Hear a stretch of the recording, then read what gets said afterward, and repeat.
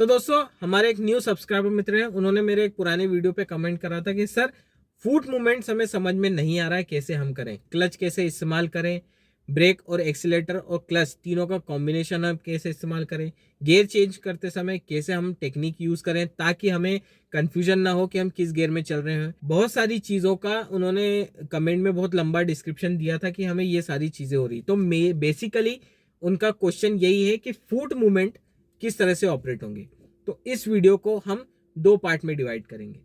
पहले पार्ट में मैं आपको बताऊंगा कि बेसिकली आप क्लच को कैसे सीख सकते हो और एक्सीलेटर, ब्रेक और क्लच इन तीनों का कॉम्बिनेशन आप कैसे करोगे, गियर चेंज करते समय क्या टेक्निक इस्तेमाल होना चाहिए, गाड़ी को रोकने के लिए हम कैसे ऑपरेट करेंगे फुट मूवमेंट, वापस आगे बढ़ाने के लिए कैसे हम गाड़ी को कंट्रोल करेंगे। ये सारी चीजें हम सबसे पहले खाली रोड पे प्रैक्टिस करेंगे।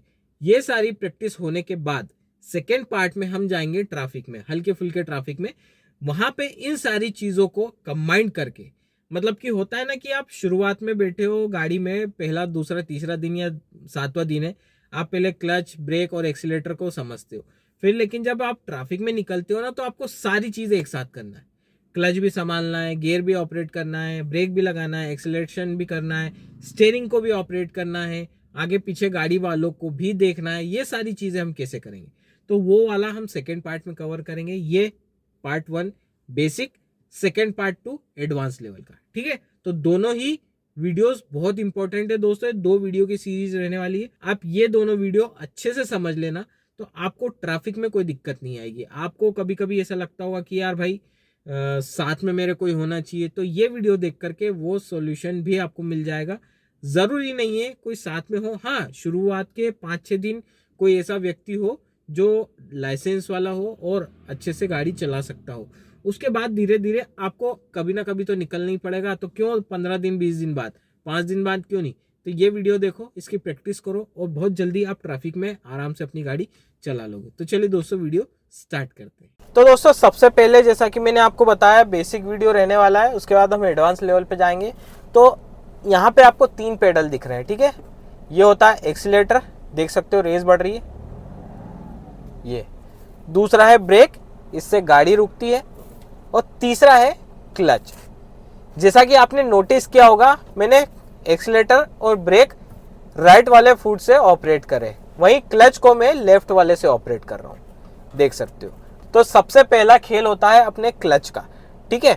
तो क्लच को ऑपरेट करने का सिंपल सा एक फॉर्मूला होता है, बस उस फॉर्मूले को आपको रट लेना है, मतलब कि दिमाग में सेट कर लेना है।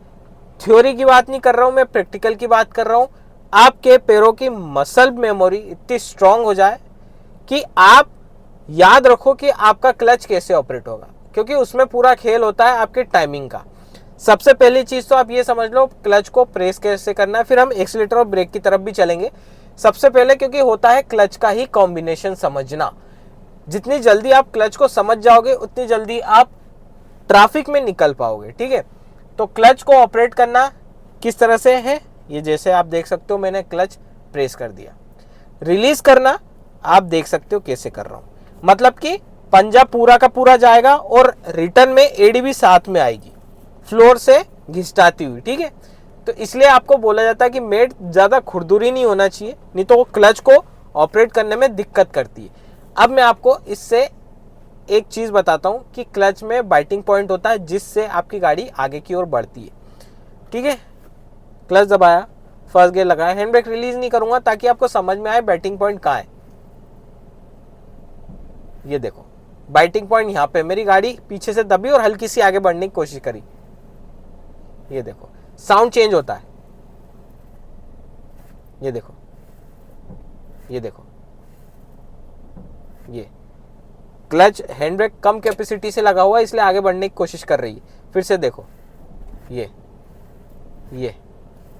ये तो ये चीज आपको सीखना है। बाइटिंग पॉइंट सीख गए तो आप आराम से अपनी गाड़ी को स्मूथली चला लोगे। अब यहाँ पे खेल आता है एक्सीलेटर और ब्रेक का, ठीक है।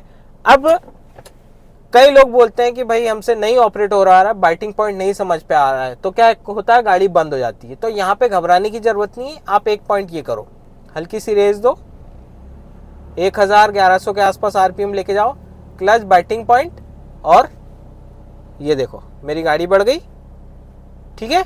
अब 2-4 कदम 10 कदम आगे बढ़ जाए, फिर क्लच को हल्का हल्के से धीरे से छोड़ दो, स्मूथली गाड़ी आगे बढ़ जाएगी।